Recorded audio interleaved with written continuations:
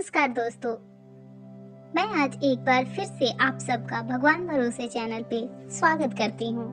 आज के इस सत्र में हम जानेंगे भागवत गीता से जुड़े कुछ ऐसे तथ्यों के बारे में जो आज के जीवन से जुड़ी हुई है और जिसे हम आजकल उपयोग में लाना पसंद नहीं करते।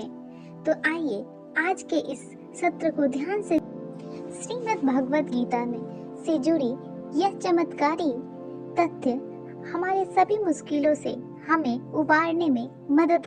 इसलिए आज के ये सत्र बहुत ही महत्वपूर्ण है। आप सब ध्यान से सुने और इसे अपने जीवन में उतारने की कोशिश करें। तो चलिए शुरू करते हैं। क्या आपने पहले कभी सोचा है हमें जिह्वा के साथ साथ कान क्यों मिले हैं? अब आप कहेंगे सरल सी बात है, ताकि हम बात करने के साथ ही सुनना भी सीख लें। अब इसका एक और तात्पर्य है। पहले आप लोग मुझे बताइए, स्वयं का प्रशंसा सुनना किस किस को अच्छा लगता है? सभी को अच्छा लगता है ना? अब यही है सार। अगर आप कानों से अपनी प्रशंसा सुनना चाहते हैं तो जिह्वा से दूसरों की प्रशंसा करना सीखना होगा।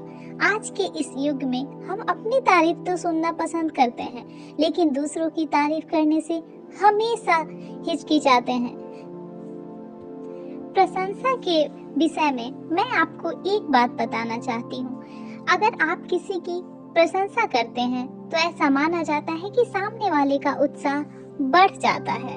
अगर आप दूसरे रूप से देखें तो आप अगर अपने आप को देखें तो आपके अंदर भी संतोष आ ही जाता और साथ साथ आपको भी प्रसन्नता की अनुभूति होती है।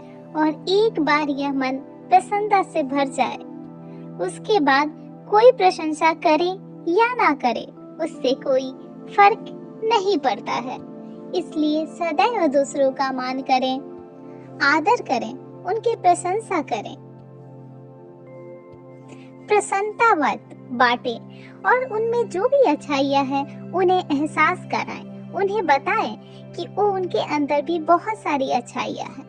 उनका उत्साह बढ़ाएं। वो जीवन में आगे बढ़ेंगे और यह जीवन आपको कभी पीछे नहीं रहने देगा। आप भी उनके साथ आगे ही बढ़ेंगे। इसलिए हमेशा दूसरों के बारे में अच्छा सोचें, आपका भी अच्छा होगा। पाना और खोना दोनों जीवन के अभिन्न अंग हैं। अगर हम कुछ पाते हैं तो कुछ खोते भी हैं। कुछ स्वप्न साकार होते हैं तो कुछ लक्ष्य अधूरे भी छूट जाते हैं। यही तो मानव जीवन के सत्य हैं। जीवन में ये होता ही है। सिर्फ मेरे और आपके नहीं, हर एक के जीवन में ये कहानी होती ही है। परंतु जब भी हम किसी से मिलते हैं तो हम किस बारे में बात करते हैं? उस बारे में जो हमने खोया है। इससे ना हम दुखी होते हैं बल्कि हम सामने वाले को भी दुखी करते हैं। इससे कुछ अलग हट के सोचिए, इससे उल्टा काम कीजिए। जब भी आप किसी से मिले तो हमेशा सकारात्मक बातें करें, यानी जो आपके साथ अच्छा हुआ है उसके बारे में बात करें। इससे ना कि सिर्फ आप के अंदर सकारात्मक भावनाएं उत्पन्न होगी बल्कि सामने वाला भी सकारात्मक रूप से शुरू कर दे। सकारात्मक बनने का प्रयास कीजिए। ध्यान उसी पे दीजिए जो आपके पास है। जो आपसे दूर है उसके बारे में ज्यादा मत सोचिए। जो आपके पास नहीं है उसके आस में त्रास क्यों सहना। ये हमेशा सकारात्मक सोचे और अपने आसपास एक सकारात्मक एनर्जी का प्रवाह करें। आपने तो सुना ही होगा, जैसा हम सोचते हैं वैसा ही हमारे आसपास होने लगता है। ये एक कठोर सत्य, क्योंकि सोच ही वो बीज है जो सत्य रूपी पेड़ को आकार देता है और जन्म देता है और उसे विकसित करता है। अब सोचिए, यदि बीज यदि कैक्टस का होगा तो केवल कांटा ही देगा, लेकिन वही बीज अगर बरगद का होगा तो वो सालों साल तक एक विशाल वृक्ष बन के छाया प्रदान करता रहेगा। उसी प्रकार यह सोच यदि छोटी सोच हुई तो आपको शंकाएं ही देगी। लेकिन यह सोच बड़ी हुई तो आपको समाधान देगी। तो सोच समझ कर अपनी सोच चुनिए, क्योंकि यह सोच आपको शंका भी दे सकती है और समाधान भी। तो सोचिए, क्या चुनेंगे आप, शंका या समाधान? छोटी सोच या बड़ी सोच? चयन आपका है। आपके कर्म ही महत्वपूर्ण होते हैं और कुछ भी नहीं। ये नियति भी आपके कर्मों के अनुसार ही आपके कर्म नियत करती है। सोचिए, राम और रावण दोनों का नाम रा से स्टार्ट होता है, लेकिन एक को मिला भयानक अंत तो दूसरा पूरे ब्रह्मांड के अंतर्मन में बस गया, सिर्फ अपने कर्मों के अकॉर्डिंग।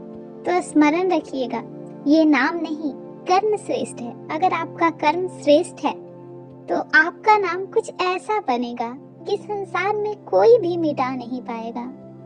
कई बार जब हम कर्म करते हैं, सफलता प्राप्त करते हैं, एग्जाम्स में पास हो जाते हैं, तो हम ये उम्मीद करते हैं कि संसार से हमें प्रशंसा मिलेगी। प्रशंसा सुन के हमें अच्छा लगता है, हमें लगता है हमारे कर्मों का फल है ये, और यह हमें आनंद भी देता है।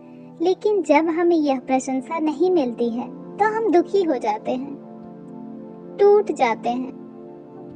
ऐसा लगता है कि किसी को हमारे सफलता में खुशी ही नहीं है, हमारे अलावा किसी और को हमारी सफलता की पड़ी ही नहीं है। इसका मतलब साफ है, हम लोग आज जो भी करते हैं सिर्फ प्रशंसा पाने के लिए करते हैं। लेकिन क्या यह सही है?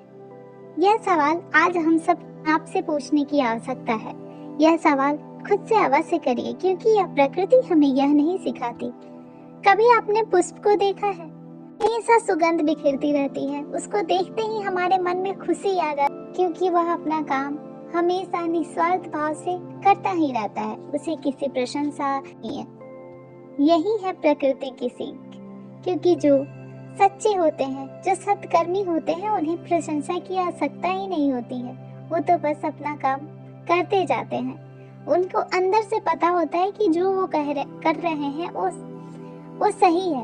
और जब आपके अंदर से आपको संतुष्टि मिलती है तो बाहर की प्रशंसा मायने नहीं रखती है।